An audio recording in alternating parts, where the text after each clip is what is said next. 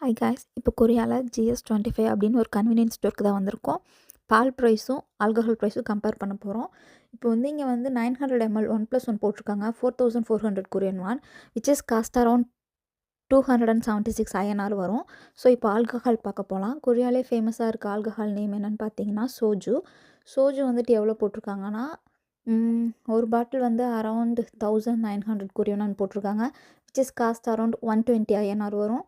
So இப்போ பால் வந்துட்டு 900 ml அப்படின்னு பார்த்தோன்னா நம்ம வந்துட்டு லைக் 140 அப்படி வச்சுக்கலாம் 900 ml.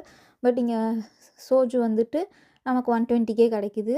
ஸோ ப்ரைஸ் டிஃப்ரென்ஸ் பாருங்கள், உங்களுக்கே தெரியும். இந்தியாவில் கம்பேர் பண்ணும்போது நமக்கு எப்படின்னு தெரியும்.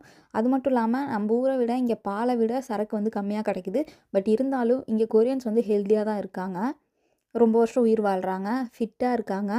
ஆனால் நம்ம இந்தியாவில் வந்துட்டு எல்லாமே வந்துட்டு லைக் வெஜிடபிள்ஸாக இருக்கட்டும், மில்காக இருக்கட்டும், தேவையான பொருள் எல்லாமே வந்து கம்மியாக தான் கிடைக்குது. பட் இருந்தாலும் வந்துட்டு நமக்கு வந்து லைக் ஃபிசிக் வைஸ் சரி, நம்ம வந்து ரொம்ப ஃபிட்டாகவே இல்லாத மாதிரி நான் நினைக்கிறேன். ஸோ நீங்கள் என்ன நினைக்கிறீங்கன்னு கமெண்டில் சொல்லுங்கள். பாய்.